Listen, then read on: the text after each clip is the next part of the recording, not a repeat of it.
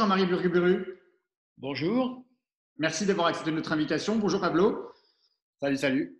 Donc vous êtes depuis le mois de février dernier le nouveau président de la CNCDH, la Commission nationale consultative des droits de l'homme. Le CNDCH est une autorité administrative indépendante qui, allez, je vais le dire simplement, qui conseille, peut-être, on peut le dire comme ça, le gouvernement sur la question des droits de l'homme. La période en ce moment est forcément complexe en matière de droits et de liberté, parce que les droits et les libertés sont largement remises en cause par le confinement notamment, et pourtant elles sont justifiées aussi pour sauver des vies. Vous avez, vous, mis en place au CNCDH le 2 avril un observatoire des mesures de l'état d'urgence sanitaire. Pourquoi avoir mis en place cet observatoire? Est-ce que vous redoutez des failles dans cet état d'urgence sur la question des droits notamment? Il est apparu dans cette circonstance particulière que la mission de la CNCDH pouvait être pleinement effectuée avec cet observatoire.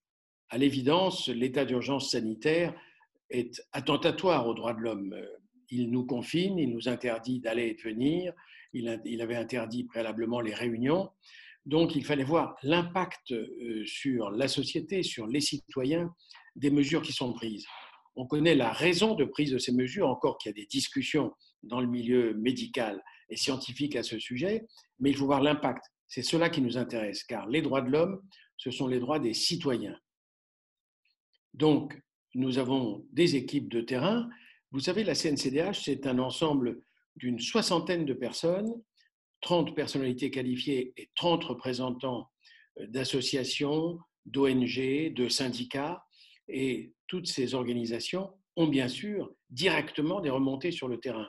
Et pour qu'on prenne bien vos actions avec le gouvernement, quand le gouvernement prend la décision de faire l'état d'urgence sanitaire, il prend appui sur les recommandations ou consulte la CNCDH? Alors là, vous mettez le doigt là où ça peut faire mal, parce qu'effectivement, on peut penser que le gouvernement devrait nous consulter préalablement. Ah oui? Hélas, il ne le fait pas toujours et pas systématiquement, et en l'espèce, il ne l'a pas fait. Et notre mission continue quand même.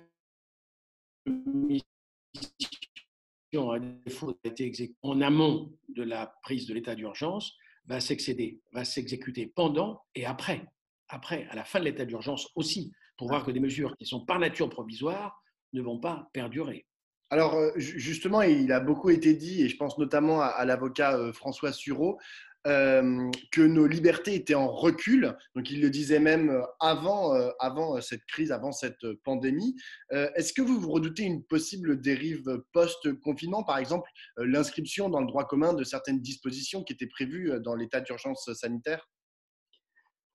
Mon confrère François Sureau s'est érigé en gardien des libertés. C'est un excellent confrère, il a raison.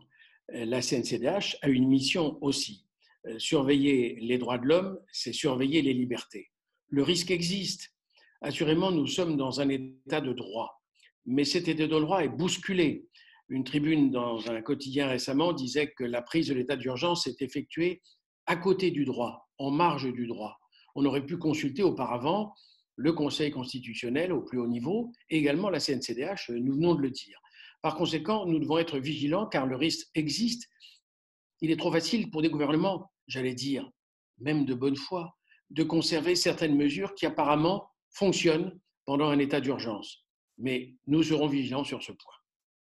J'aimerais quand même encore un tout petit mot sur la question des libertés, et je pense évidemment à celle qui nous concerne, nous, journalistes, parce que Emmanuel Macron s'est exprimé aujourd'hui dans le quotidien britannique The Financial Times. Ça fait tout juste un mois aujourd'hui que nous sommes confinés, et le président n'a encore donné aucune interview, quasiment, en tout cas en France, après 4 interventions publiques depuis l'Élysée. Même l'association d'ailleurs de la presse présidentielle s'est inquiétée et alarmée d'un traitement inédit par l'Élysée de l'actualité. Et il dénonce même, je le cite, la communication du pouvoir ne peut tenir lieu d'information des citoyens. Ça vous inquiète, ça? Écoutez, il faut laisser au président le choix de ses moyens d'information. Il a peut-être considéré que 4 interventions en si peu de temps et des interventions assez longues, comme il en a l'habitude, étaient plus directes envers les citoyens qu'une interview dans la presse qui est moins lue, malgré tout l'intérêt de la presse, on le sait hélas, moins lue que il n'est entendu. Vous avez vu les records d'audience qu'il a fait.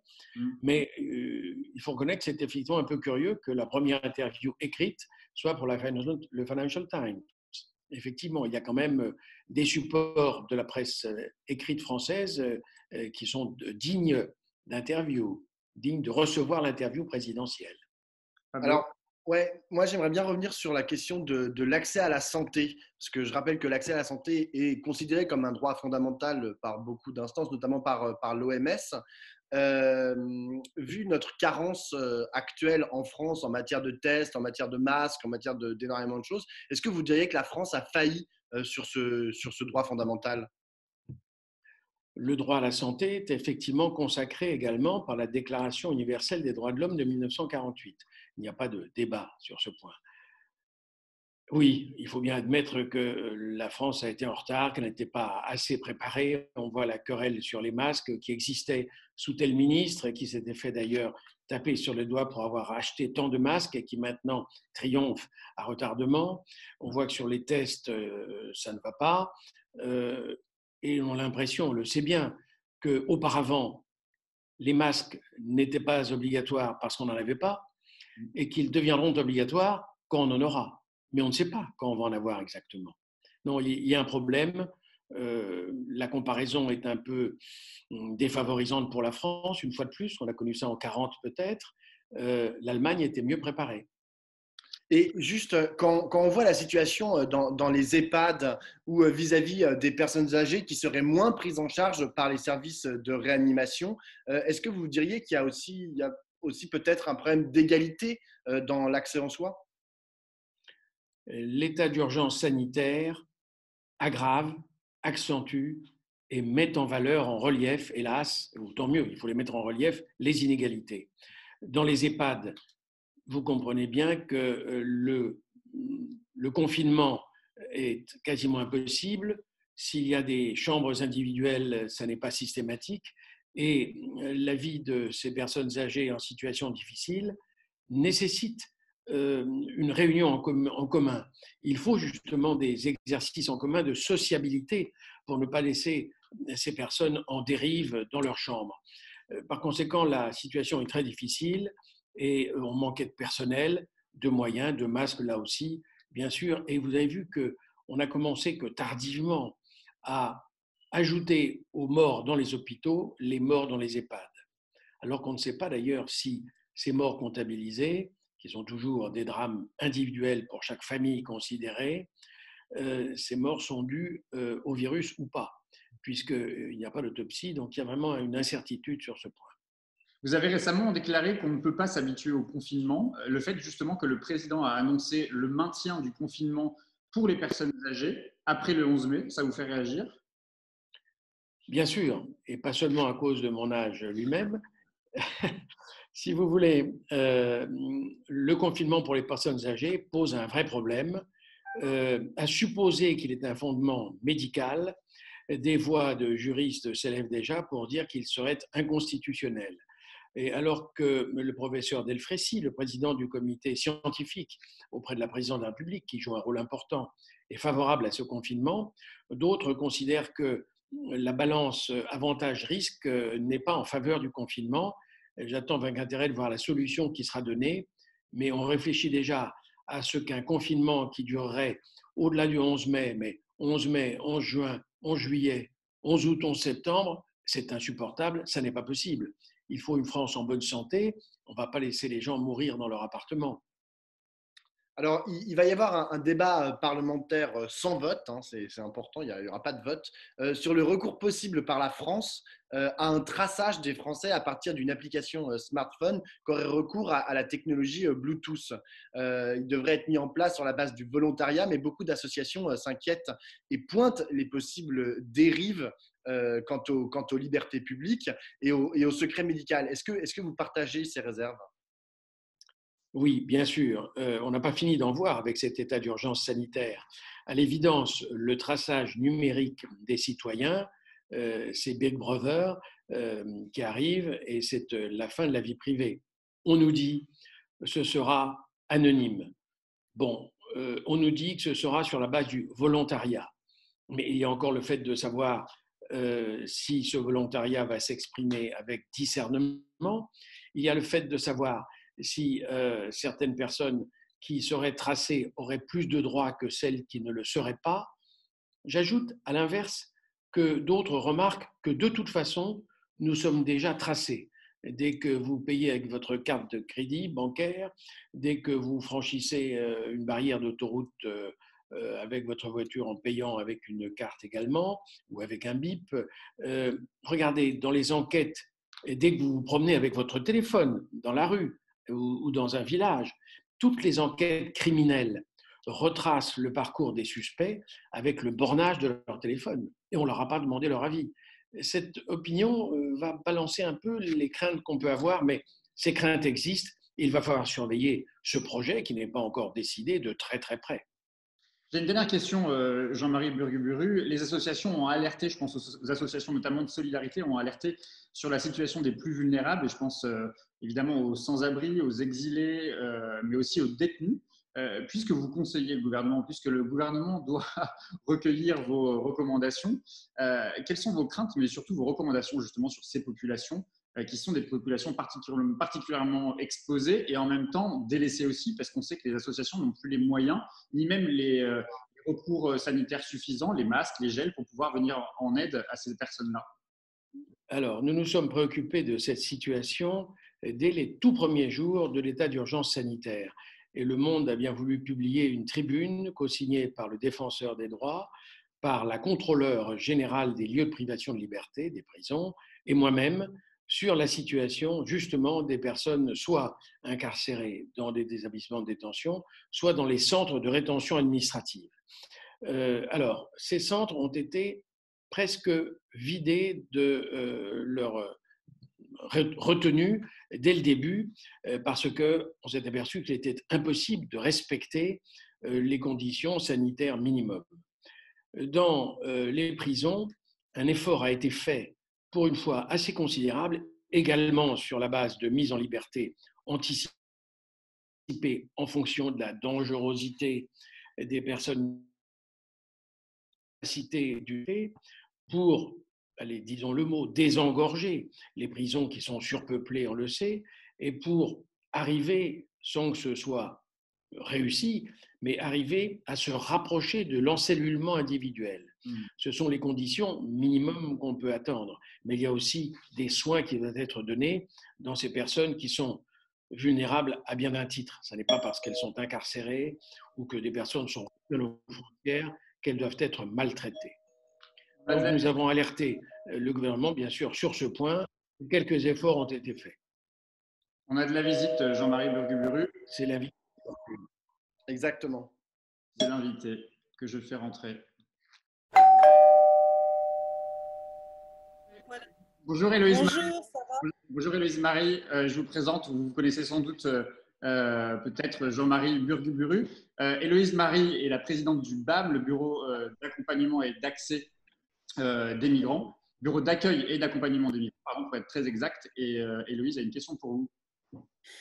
Alors, voilà ma question. Que pense la CNCDH du maintien de l'ouverture des centres de rétention administratifs alors que les guichets demandeurs d'asile sont fermés et que de fait, le nombre de sans-papiers augmente mécaniquement et que les frontières sont fermées. Donc, pourquoi ce maintien en rétention des populations étrangères sous une forme de justice d'exception ? Sachant que dans la plupart, j'ai ici la liste des centres de rétention où il y a encore des personnes enfermées. On a Lille, Lyon, Le Mesnil-Amelot, Nîmes, Oissel, Toulouse et Vincennes, où plusieurs cas de Covid ont été détectés. Votre question est fondée. Je disais il y a un instant, juste avant votre arrivée, que ces centres de rétention, à défaut d'avoir été fermés, ont vu leur population diminuer considérablement. Il n'y a plus l'entassement habituel parce que justement, d'une part, les frontières ont été fermées pour l'arrivée, qu'elles ont été fermées aussi, on le sait, pour des possibilités de reconduite à la frontière. Donc effectivement, l'État ne pouvait pas conserver ce goulot d'étranglement. Mais hélas, même si en quelque sorte la population de ces centres de rétention a diminué considérablement. Elle n'est pas à zéro, c'est exact. Parce que l'État, pour l'instant, ne sait pas trop comment gérer les populations qui viennent. Une solution simple serait de dire, mais comme il n'y a pas de solution juridiquement acceptable immédiatement, ce serait d'ouvrir les portes de ces centres et de les laisser, si j'ose dire, entre guillemets, dans la nature. Mais ça n'est pas toujours une solution non plus très acceptable, dans la mesure notamment où il y a des mineurs non accompagnés et que les situations des mineurs non accompagnés posent aussi beaucoup de problèmes actuellement. Ça ne fait pas pour une régularisation au moins momentanée, comme l'a fait le Portugal, des personnes en situation irrégulière, des migrants, des sans-papiers, au moins pour qu'ils puissent accéder justement au droit au logement, au droit à la santé. Est-ce que ça ne plaide pas pour une régularisation? Oui, je pense que cela pourrait être envisagé sérieusement et si l'administration veut bien y consentir, en disant d'une part que ces populations ne sont pas les plus nombreuses et que d'autres flots d'immigration arriveront après l'état d'urgence sanitaire. Donc, si vous me demandez l'avis de la CNCDH, je le donne à titre personnel comme son président, mais je pense que mon administration légère au demeurant suivrait et serait d'accord avec ce point de vue d'ordre humanitaire et légitime dans notre République. Un dernier mot, Louise? Ouais, un dernier mot, je rappelle juste que les mineurs non accompagnés n'ont rien à faire en centre de rétention administrative parce que de fait, ils sont mineurs. Donc, c'est une première illégalité.